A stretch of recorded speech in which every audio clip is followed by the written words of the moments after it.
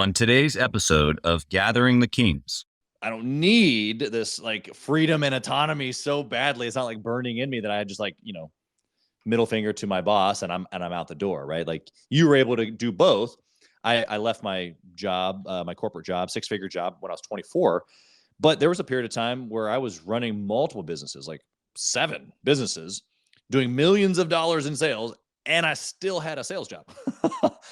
And so I think that we're either crazy or we're just, calculated is what is the way I think you and I would maybe put it. What's up, everybody? I'm Chaz, Wolfe, Gathering the Kings podcast. I'm your host, back with another king here on the stage, Brandon Leibowitz. How we doing, Brandon? I'm doing well. Thanks for having me on today. Well, I'm thankful that you're here today. I know that you could be a lot of places, but you want to be here, chatting with us and sharing all of your sneaky goodness around marketing and SEO with us today. So I'm excited for this. I kind of just let the cat out of the bag, but tell us what kind of business that you have, Brandon. I help out with digital marketing, mainly focusing on search engine optimization. So making sure people show up or websites appear when you're searching on Google. So when you search on Google, there's ads at the top. Those are all paid ads, but right below the ads are the organic, the free listings. And I help businesses get ranked organically so they get that free traffic from Google. Absolutely. Well, this is not a new thing, but someone might be listening here today wondering, why does it even matter? Right? Maybe they already have a business, maybe they already have a great business and they're not ranking. What's the benefit or the value of someone listening today needing to put their position in an organic way at the top? It just gets you more traffic, which in turn converts into more sales and leads for your business. So if you're looking to grow and you want more visibility, then tapping into that traffic from Google is going to really help you grow, because people nowadays, majority of people will go to search engines to search for a product, a service, a question, looking for help and looking for answers. And if you're not up there and your competitors are up there, they're taking that traffic away from you, which potentially could be new business for you. So that's the biggest thing, is trying to figure out, do people actually search for my keywords, which you could check using tools like the Google Keyword Planner. It's a free tool, and it'll show you how many people actually search for your keyword every single month, because you might not think people are searching on Google, but then you'll check these tools and you can see that maybe 10,000 people are searching for that keyword every single month. And if you're not up there, someone else is up there taking that traffic away from you, which could be a lot of new business for you. So that's the biggest benefit of getting up there organically, is just tapping in that free traffic from Google. Yeah. And obviously there's a process to this, and we can maybe get into some of the semantics, but as far as wanting to be in the right places, I mean, what is the difference between someone listening today saying, well, no, I'm going to get known on TikTok, Brandon. I don't want to do SEO. What do you say to a person that's saying, I don't understand SEO? Well, it's all about your audience. So if you're trying to be on social or Google or wherever you want to be, you have to really take a step back and think, all right, I don't need to be everywhere. I just need to be where my audience is at. That's number one. You don't have to be on every platform. You don't have to be on Instagram, Twitter, LinkedIn, Pinterest, TikTok, Google, Amazon. You just really have to take a step back and think, if you were looking for your product or service, where would you go? And that's going to let you know what platforms you need to be on. Like, for example, if we go for like a doctor, I don't feel like many people are going to be searching on TikTok for a doctor or Instagram. Some people might, but the majority of people are probably going to go on Google, find a doctor, and then check them out on social to make sure that it's called social proof, to make sure they're real legitimate business. They have reviews, they have status updates, they're credible, They're trustworthy. So, but on the other hand, if you're selling like a product that nobody's ever heard of, then people aren't really searching on Google. If you have a new invention, then social might be a better way for you to go about it. But so just trying to understand who your audience is and how you can be in front of them, because a lot of people spread themselves way too thin trying to be everywhere, which it's good to have a presence everywhere, but you really need to figure out where your core audience is and how do you really push that as much as possible. That way you're not just spreading yourself too thin, because there's too many places to be, and it really takes a lot of time trying to be on every single platform. And you really just got to figure out who exactly your audience is and where are they. That's the most important thing, I think, with digital marketing. Yeah. Well, I think that you gave a really great example there, really easy for the listener to take, and do it themselves. Where if they themselves were buying their product, or if they were their avatar, how would they go about it? And I think that's a pretty easy explanation to be able to at least start from.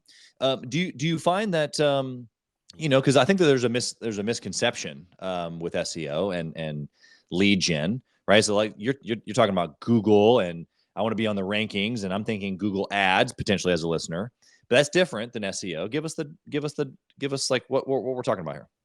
Yeah. So when you search on Google or search engines, usually there's ads at the top.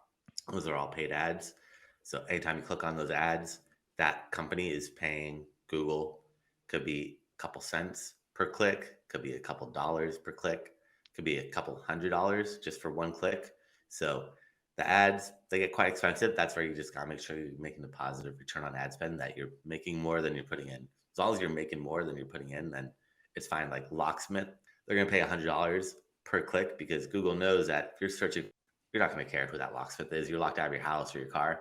You're going to pick the first one that you find. That locksmith is probably going to charge you $200. Google's going to make $100. The locksmith makes $100. So those ones are going to be a little bit more expensive. And it's just, again, really making sure you're making your money, positive return on ad spend. If so, then I would keep running those ads in conjunction with the organic, the SEO, because SEO is right below it. The free results, there's 10 spots on that first page of Google, or 10 websites that are listed. But SEO does take time. So a lot of people will run ads while they're waiting for the SEO to kick in. And then once the SEO kicks in, then they can kind of scale back on the ads. But if you're still making a positive return on ad spend, I would say there's no real need to turn those ads off. As long as you're making money, just keep pushing it, because the more traffic sources you have, the better off you're going to be, the more you're going to be able to make. And then you're not just reliant on one source of traffic. And if something happens to that traffic source, you're just like out of business. We don't want that to happen. Right. So you want to get traffic from as many different places as possible. But when you search on Google, it's not just websites that appear now. Images appear, videos appear, maps appear. So we want to try to take up as much free real estate as possible on that first page of Google by optimizing all your images. If you have any videos, we want to optimize those videos, which really means putting them up on YouTube, because Google owns YouTube. So when you search on Google, if you see a video in the search results, 90% of the time, it's going to be a YouTube video, because Google owns YouTube and Google only cares about making money. So if you're searching on Google and you don't click on an ad, Google doesn't make any money, and Google wants to make money. So they realized if they put videos in there and it's a YouTube video, you click on it, what's the first thing that appears anytime you watch a YouTube video? There's always an advertisement. So YouTube is making money, which is really Google making money. And I feel like Google's going to push YouTube a lot. Keep pushing it. And I always tell people, like, jump on videos sooner than later, like get a YouTube channel, because people buy off people, and it just puts a face behind your company and really builds up trust. But with SEO, it's really just try to take up as much free real estate as possible on that first page of Google. So images, videos, if you're a local business, we want to get you up on Google Maps. And then that just increases your chances of somebody clicking on you. If someone's searching for your service and your website's ranked there and you have an image, that doubles the chances of somebody clicking onto your website. If you have a map appearing there and you're ranked on the map, that just increases it. So really just want to try to tap into as much free traffic as possible. Yeah, I love that free traffic idea. I mean, it's in essence what we're doing right now, right? We're creating a great conversation and helping a lot of people who are listening, but you and I both are creating an asset that is a video asset that's going to be on YouTube, and it'll be searchable for years and years to come. And so if you understand this game, the free real estate is take it while you can. And of course, there's going to be plenty of other SEO videos out there, or podcast videos out there, but for the right ones that are already in our funnel, or already in, a circle of our kind, and they got referred or whatever, they're going to be able to take a look at these assets, as you're saying, on the free real estate side. So love that. You're obviously pointed in your actions, but I want to know a little bit deeper. Like, let's change lanes here for a second. You're running a business and you're helping other business owners, but why? Like, what's the bigger picture for you? What's the burning desire on the inside of you, Brandon? Well, I like watching businesses grow and helping them get to that next level. So seeing them wherever phase they're, if they're just starting off or even more established, but they're not getting that visibility online, just helping them figure out what's going on, how to tap into that free traffic from Google, and just figure out what's going on with their website, and really just trying to figure out how do we get you to that level that you want to be at. And that's really by looking at your competitors and trying to figure out what they've done and incorporating their strategy into your business. But I really like helping other people out, and that's always rewarding, seeing them get to that next level and growing and just tap into that traffic that Google's offering without having to spend a ton of money on paid ads, which again, the ads work, but you have to have a decent sized budget to really push those ads and get some traction. Yeah. Yeah. But you could help a lot of businesses in a lot of different ways. I mean, you could go volunteer today at a local whatever business, right? But you're not. You're helping them with marketing. Why is marketing deep in you? Like, why is it so important to you? Yeah, just always enjoyed business and went to school for marketing. So thought, or business, yeah, marketing, and thought I want to do marketing, but then I realized marketing is really just selling, cold calling, cold emailing, which is not my main interest. Luckily, I fell into this SEO thing after I graduated from college.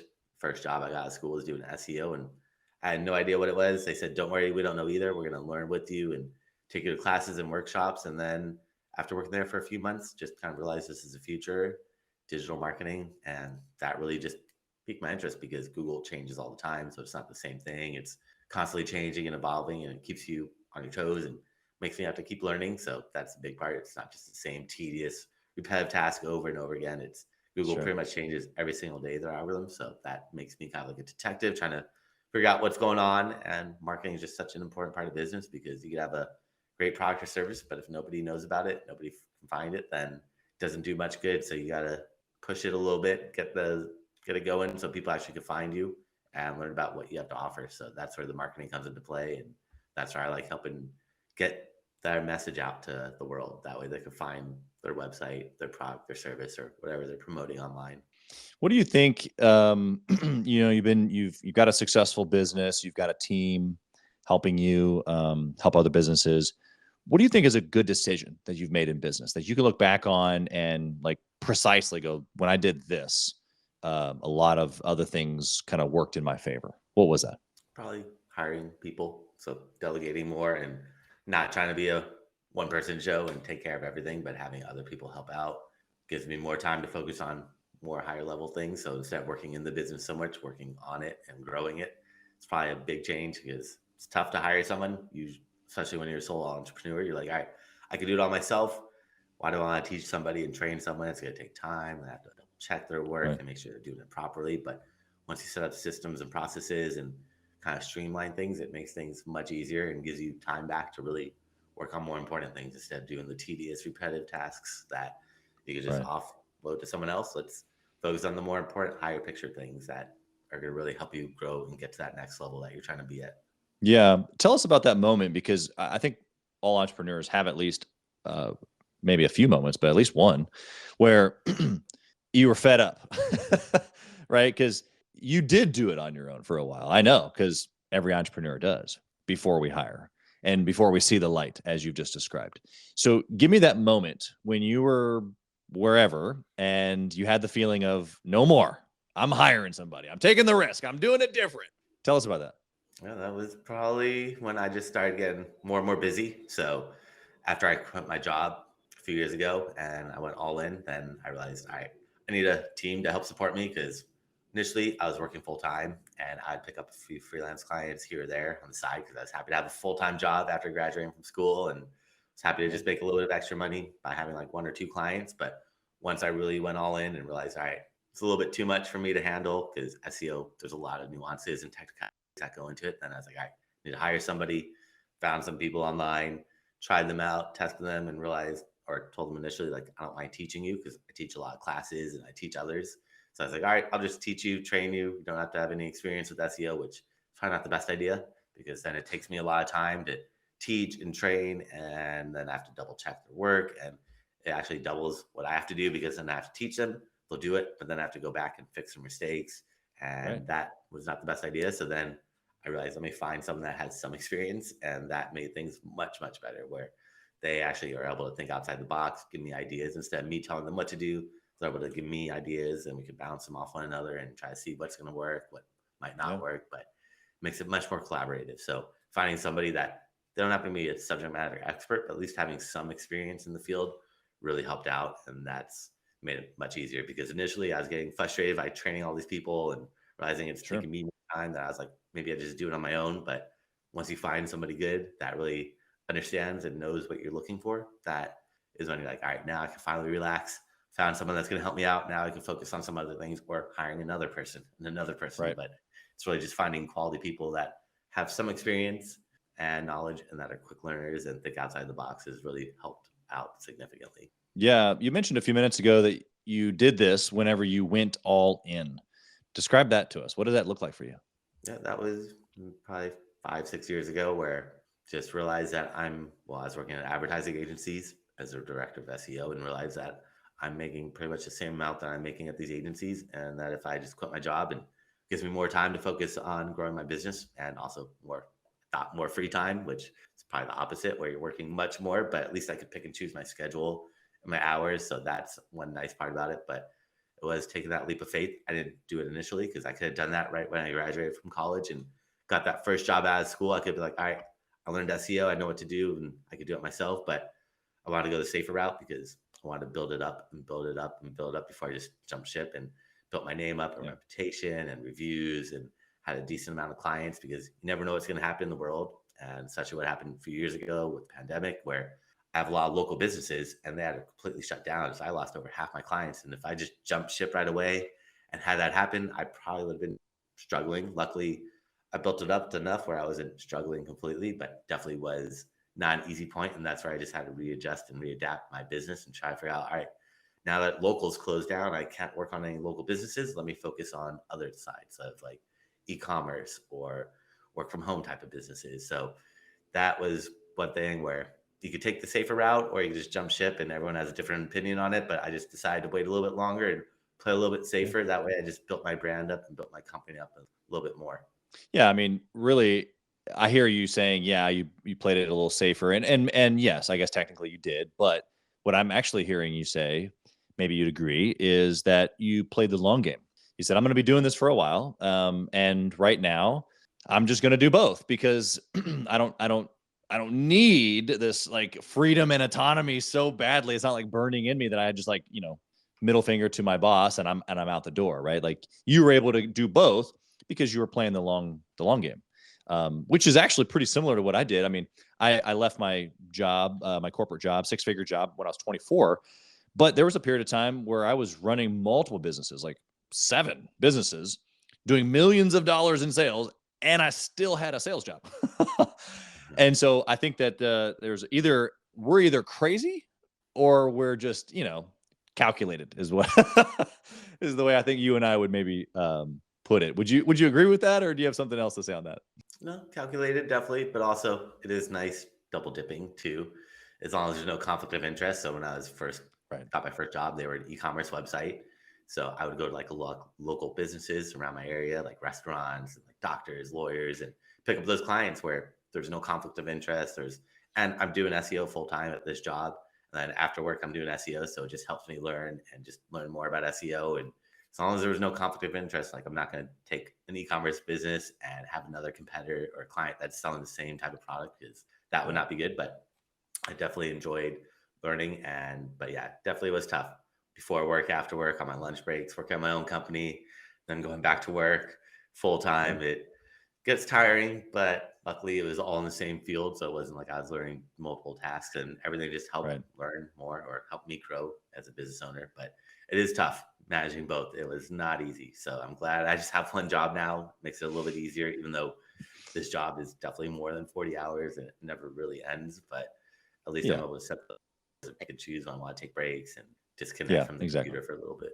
Tell us about during that time, when you transitioned to your own business full time, and obviously you had built it up, you had plenty of clients, and so it wasn't like you were, just jumping, off the cliff and let's see what happens. You were really stepping into like the fullness of okay, I'm gonna pay full attention to what I've got going on over here. But tell us about, was that like a period of time where it was like, oh, I only have to do one and not both, or was it like, oh man, now I get to go like 100 miles an hour on my stuff?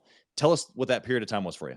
Yeah, no, it was probably time to go 100 miles per hour on my stuff and build it up and promote it as much as possible, which means not relaxing, more of the opposite, where it's like, all right, now I just got to go, go, go and figure out what I have to do to keep my business afloat, start hiring people, start delegating, start really having a business instead of just me being a freelancer. Now I have to make it Right. into a real legitimate company and hire people, Yeah. get systems and processes. And it is a lot setting that all up. But once it's set up, then you have that foundational of your business built, and then you can really focus on more higher picture things. But initially, it was a lot of just scrambling, figuring everything out, talking to mentors, trying to get other people's opinions and advice, and just trying to figure out what I need to do as a business owner, because I've never owned a business and hired people. So that's the biggest thing, is like how to hire people, keep it all legitimate, make sure everything is done properly for taxes, and just making sure that I'm doing everything by the book so I don't get hit with some weird fee or fine, or realize I did something wrong and have to go back and pay all these back taxes or whatever it may be.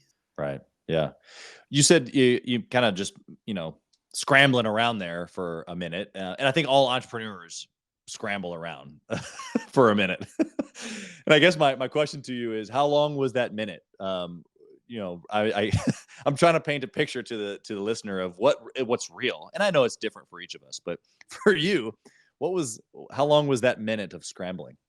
I think it never really ends, because you're always trying to scramble and figure things out, especially for what I do, because Google's Sure. constantly changing. So I'm always like, all right, what does Google want today? I have to learn, test things out. So it's always trying to figure out new systems, new processes to appease Google and make Google happy, especially like with AI and everything else that's coming out now. It's like, all right, how does this work? How is this going to be incorporated into search? Is this going to change Yeah. things around where people aren't going on Google now? They're going to go on AI to search, and just trying to figure out what needs to be done. But yeah, unfortunately with digital, it's always, there is no constant, it's always changing, and just trying to figure out what's the future holding and how do I make sure I'm one step ahead, or try to be one step ahead, which. Hey, kings and queens, Chaz, Wolfe. I want to talk to you about something that's super important to me.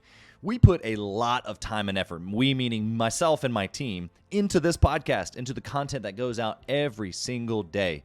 And if you have been getting any sort of value or insight from this, we want it to be able to reach other business owners too. So we would love if you would like, comment, share, leave a review, post, share again, all of the things on social media, on all the different platforms, or even on the podcast mediums of Apple and Spotify. We would love to be able to get our content into more hands, more entrepreneurs, so they can grow their business as quick as possible. Together, we are building a community of like-minded entrepreneurs who are committed to growing their businesses to new heights. So let's do this. Let's help each other.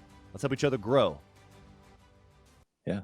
There's no crystal ball that tells you what's going to happen in the future, especially with SEO and Right. Google. Google kind of makes the rules, but if AI takes over and Google doesn't grab that, or Bard, which is Google's version of AI, doesn't take hold, then we'll have to see what happens. Maybe Bing will take off, because Bing is partnered with ChatGPT and people love ChatGPT, and we'll have to see if that keeps going or what's going to happen in the future. It is tough to predict.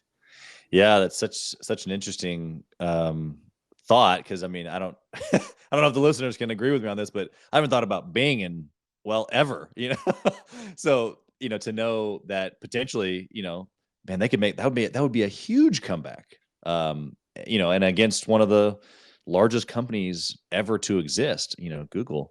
And so what are you seeing right now in that world that's affecting what you do with clients, SEO? Like, are there things that the listener needs to be aware of right now around AI, or how that affects ads or placements or maps or SEO for Google purposes? Well, Google's talking about incorporating AI into the search results. Bing is already doing that. So Google's like, all right, if Bing is doing that, we don't want Bing to take on market share, which I doubt that will happen, because Google just dominates and kind of runs the show. And me looking at traffic over the years and analytics, probably like thousands of websites, Google probably brings about like 20 to 80% of the traffic. Bing will bring 1%. Yahoo will bring about 1%. Then the rest comes from like social media, email marketing, paid ads, people just typing your website in directly. But Google just runs the show. And I've never seen a website or a search engine bring in more traffic than Google. So I feel like Google's pretty safe, but they're a little nervous. That's why they released Bard, which is their AI version of a ChatGPT similarity of that. And they're going to incorporate that in the search results. They're talking about doing that, but we'll have to see what happens if Google does become a search engine with AI taking over a majority of the real estate. Then that's going to change things around. But also, how's that work for like e-commerce? You can't really buy off ChatGPT or AI yet. So we'll have to see what's going to happen, how they're going to incorporate that. But that's definitely going to change things around. There's still searches, but what happens with AI is they're probably just going to pick the top result and display that, possibly. So we'll have to figure out how exactly AI is working. And I'm learning more about that, like how they're doing predictive tests or text, and how AI actually works, where it's like predicting the next word versus just reading an article. And we'll have to see how AI works. It's just like a search engine. It has an algorithm, and we just got to figure out what do we need to do to tap into that to make sure that we get that exposure and visibility, but also have to see how are ads going to be incorporated with AI? Because that's going to be a little weird if you're asking a question and there's an answer, but a bunch of ads. Right. So, but Google's working on that. I think it's called GSE, and that's going to be coming out in the future. But we'll have to see how that's going to work, if it's going to take hold, if people are going to want to use it versus just regular Google. Yeah. Yeah, it's really tough to predict. What are some things that business owners right now listening could be doing to, I mean, we don't know if these things are going to happen one way or the other. Generally speaking, we know that this is how things are heading. So what are you doing personally, or what are you suggesting that your clients do to prepare for this type of maybe transition towards maybe AI, or being able to be found on some sort of a search that's in AI, that type of a thing? Yeah, that one still just learn and test as much as possible, because that one is a little tricky. They're not really showing websites on AI, so you don't know what website they're pulling that information from. So, but with Google and the GSE, when they run that, potentially it'll show like, all right, if you're searching for like what's the best mountain bike, they might give you a list of like 10 mountain bikes, and then they'll have what website it was from. Potentially, we'll have to see how that works out. But I feel like it might be Right. like the featured snippets when you search on Google and you ask a question like, what's 4 plus 4? They'll give you that answer right there in the search results. So you're not going to those websites anymore. So it's taking traffic away from those websites. I feel like that's what AI is going to be doing. It's just another kind of like featured snippet where it answers that question right there on the screen for you. So you don't need to go to that website, which is not good for website owner, webmasters, because now Google just holds on to the traffic, because Google really wants you to stay on Google as long as possible, because they want you to click on an ad. So if you're searching like what's 2 plus 2, it's probably not going to be ads for that question, because there's not really much you can promote unless you're like teaching like a math course, but there's not really going to be ads there. So Google realizes that if they just give you the answer right there, probably be like, okay, 2 plus 2 is 4. Let me ask another question. Hopefully you ask something where it's transactional and there's paid ads, and then you click on those ads and Google makes more money. Yeah. Right. Yeah. Okay. This is good stuff. What, let's go a bad decision that you made in your business. We'll transition back to you here.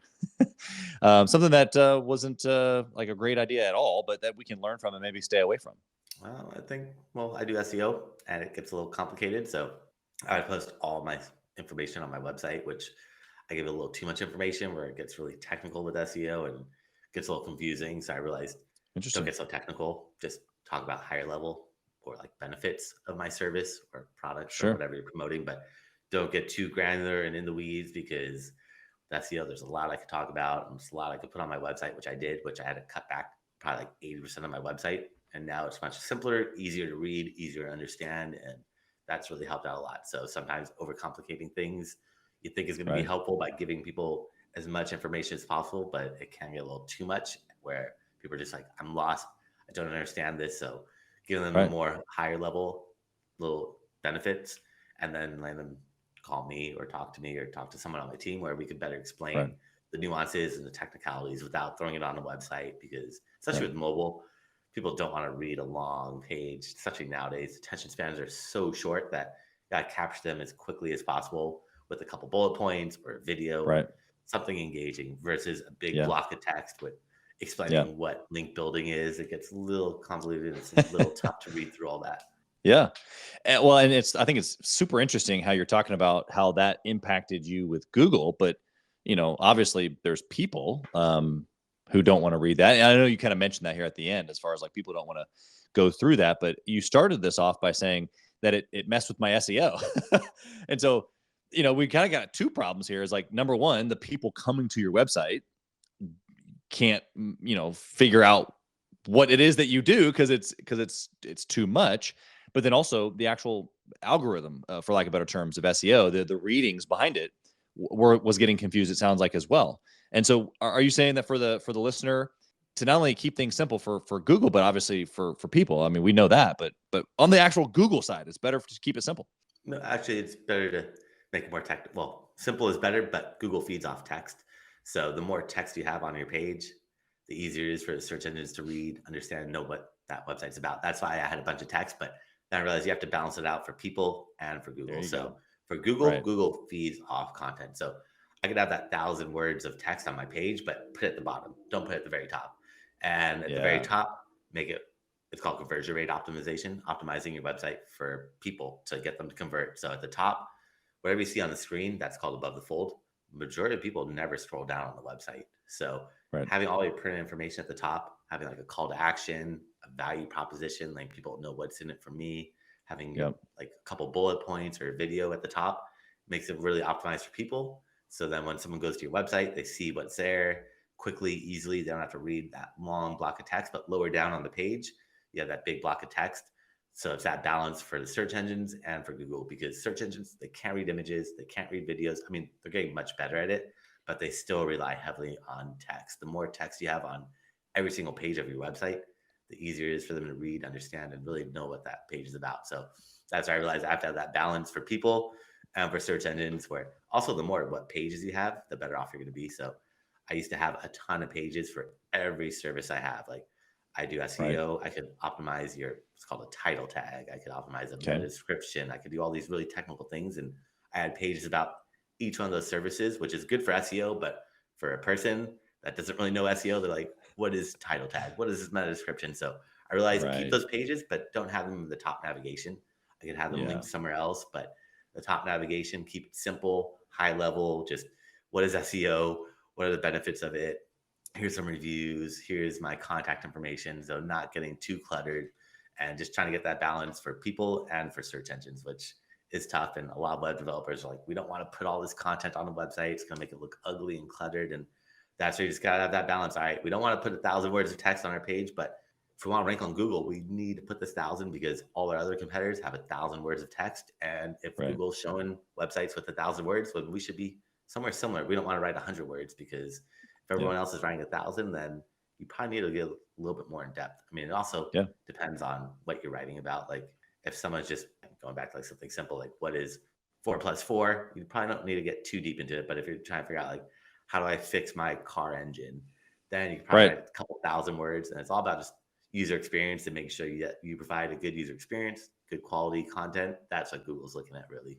Got it. Yeah, it's good distinction there. And I think that for the listener, no matter what business that they're in, what you're saying is make it aesthetically pleasing and visually stimulating engagement for the person, but don't forget about the technicality for the actual computer behind it all. What business resource? I mean, you're a smart guy. What business resource would you recommend for the listener to go maybe learn about marketing, SEO, Google, AI, anything that you've taken part in that we can put in the show notes for the listeners? I mean, there's tons of places, resources nowadays. There's like too much content, so it's just finding content and then testing it out. Don't just read or listen or check out a podcast without trying it out, because there's so much content out there and a lot of people just get stuck learning and not trying and testing things out. But there's plenty of places that you can learn from, like forums or blogs like Search Engine Watch or Search Engine Journal. There's a lot of platforms like that, but I feel like the best nowadays are actually like Facebook groups. They seem to have the most engagement, whereas forums used to be good. They're still pretty popular, but I feel like Facebook groups just get more engagement, and that's a great place to learn and bounce ideas from other people, read and just learn, and then take action. Don't just keep reading and reading, but take action. But listening to podcasts, I mean, the more you learn, the better, because the thing about digital is what works today doesn't necessarily work tomorrow. That's why you have to test it out. Really see, all right, is someone telling me the strategy on Facebook in a group because they want to just give it out, or maybe this strategy doesn't work anymore? So they're like, here's a strategy, and they're just trying to get some clout from people saying, oh, look at how good this person is. But that's why you have to really take action and try before you just read and think this is test. Yeah. That's right. Yeah, those are the three. In real estate, it's location. In marketing, it's test, right? Mm-hmm. Never stop testing. Always be testing. Even your website, you could test out. Do A/B testing, where half the people that get sent to your website get one version of it, half the people get another version, and you can see which one converts better. Like maybe if you're e-commerce and you have an add to cart button, you can move that add to cart button up a couple centimeters and see, does this have an impact on conversions? Because it definitely will play an impact on conversions. And that's where you got to always be testing. And then once you find something that works, test against that and see what else could be tested. Because like if you go to Amazon, they're constantly testing. If we both go to Amazon right now, or all your listeners go to Amazon right now, we're all going to get served a slightly different version of Amazon, because Amazon knows that moving the colors around a little bit or changing the add to cart font up is going to have an impact on conversions. They want to maximize every visitor to try to get them to convert. And that's where you got to be testing all the time.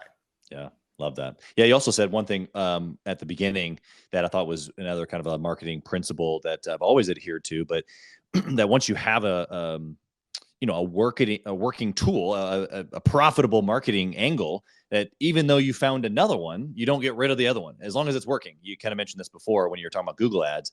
Even though you maybe find another source that maybe even a better, cheaper, higher quality, like anything, you still don't get rid of the other one as long as the first one is still working profitably, and it may not be as good as the one you just found, but you never get rid of something that's working. Would you agree with that in the marketing? You kind of mentioned this earlier, but I'll give you another chance here to kind of maybe expound on it.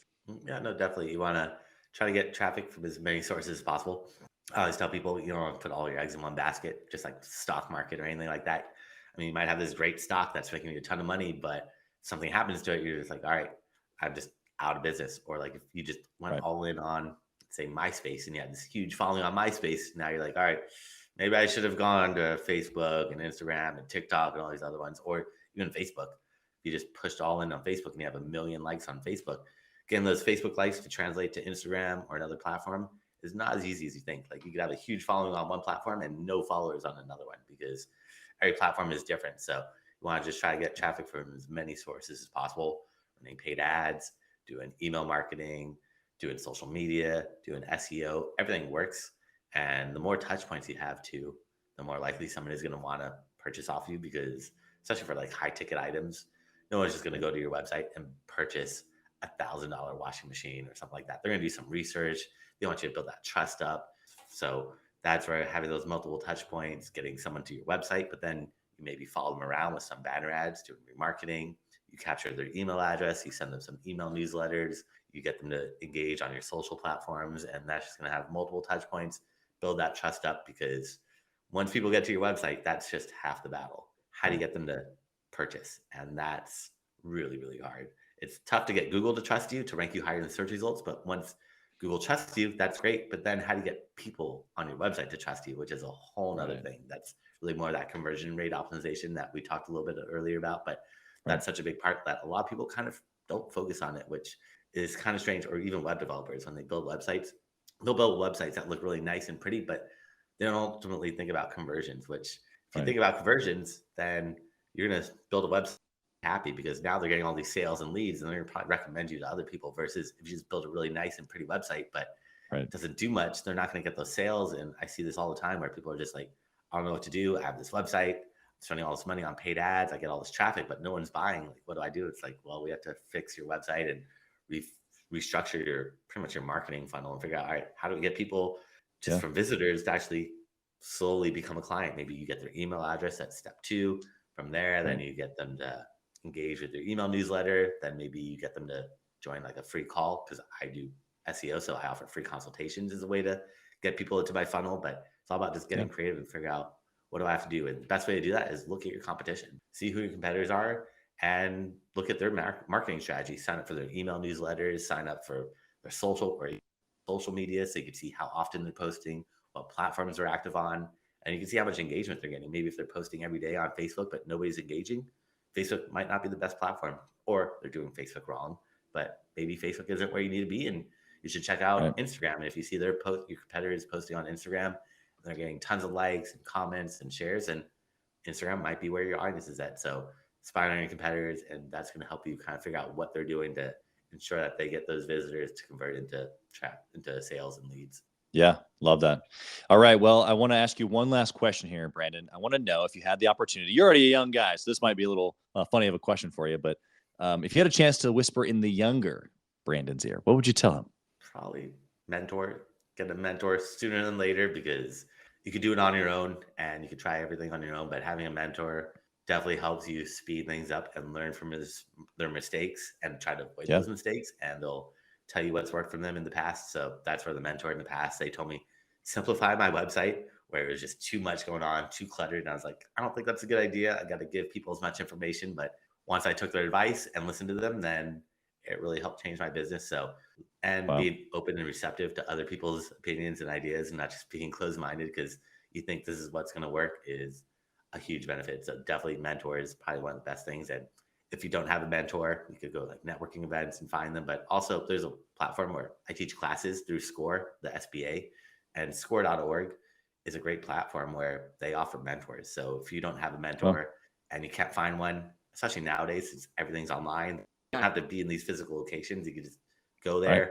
they'll match you up with somebody, and getting a mentor really helps out significantly. That's awesome. That's a great resource. We appreciate you sharing that. We'll put that in the show notes as well. Brandon, you've been extremely helpful. You are a skilled master at your craft. And so appreciate you sharing some of the secrets of the trade with us. And if the listener wants to learn more about SEO, or even potentially have you work with them, have you design some work that they can get some leads and traffic in, how can they find you? Yeah, so anyone that wants to learn more, I actually create a special gift for them if they go to my website at SEOoptimizers.com.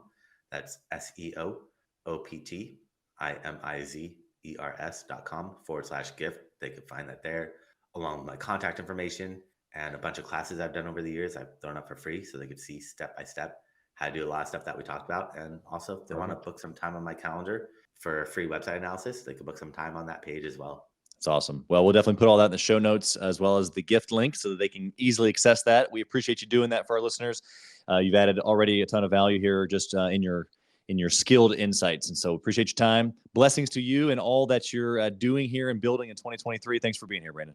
Thanks for having me on today. Thank you for listening to Gathering the Kings today. I hope that you were able to pull out a few nuggets to go apply into your business right away. More importantly, though, I hope that you're realizing that it takes more to be successful than just being by yourself, doing it all on your own, carrying the weight all by yourself. What I have realized, not only in my own journey from multiple businesses and multiple different industries, and now interviewing over 200 or 300 other very successful 7, 8, and 9-figure business owners, is that it's tough to do it alone. And so Gathering the Kings exists to bring together successful entrepreneurs. In fact, we are putting together 1,000 kings, specifically who are grateful but not done. We're intentionally assembling kings who fight tooth and nail for their business, family, and communities. And here's what we believe, that in the pursuit of excellence in those areas, that it ignites within us the responsibility to govern power and forge a lasting legacy. So if that relates and resonates with you, and you know that you need people around you, sharp, qualified, other very successful business owners, I want you to go to gatheringthekings.com.